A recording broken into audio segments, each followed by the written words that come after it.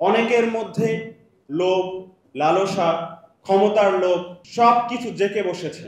এই বাংলাদেশকে রিকনস্ট্রাক্ট করার জন্য, বাংলাদেশকে ঢেলে সাজানোর জন্য আমরা গত জুলাইয়ে যেভাবে সবাই ঐক্যবদ্ধ ছিলাম, যেভাবে রাজপথে লড়াই সংগ্রাম করেছি, আমাদের এই জুলাইয়ের প্রেক্ষাপটটা একদম পাল্টে গেছে।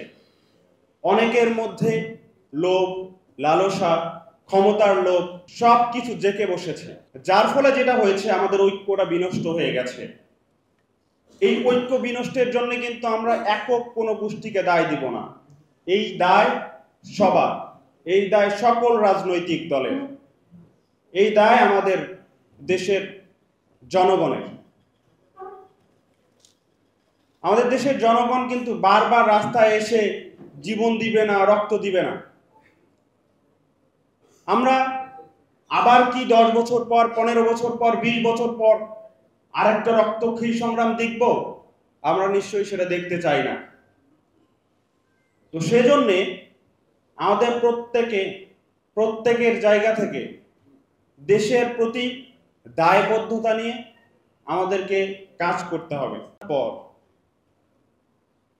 আমরা যে সব মশার বিরুদ্ধে সুরক্ষা দিতে এলো বসুন্ধরা এক্সট্রিম অ্যারোসল। মশার বিরুদ্ধে এক্সট্রিম সুরক্ষা।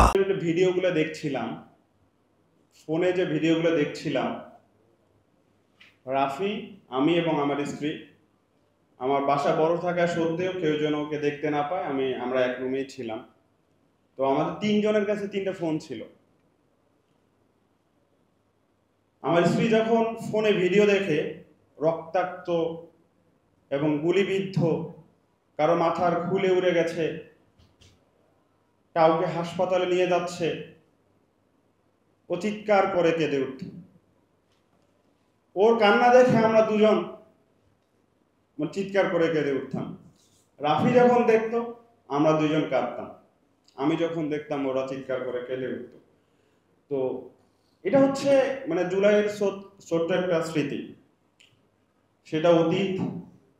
আমরা সে সময় পার করে এসেছি, আমাদেরকে সামনের দিকে এগিয়ে যেতে হবে। আমরা যে স্বপ্ন নিয়ে রাজপথে এসেছিলাম, সেই স্বপ্ন পূরণের দ্বার উন্মোচিত হয়েছে। আমরা নতুন করে স্বপ্ন দেখছি বাংলাদেশকে কোন পথে নিয়ে যাব।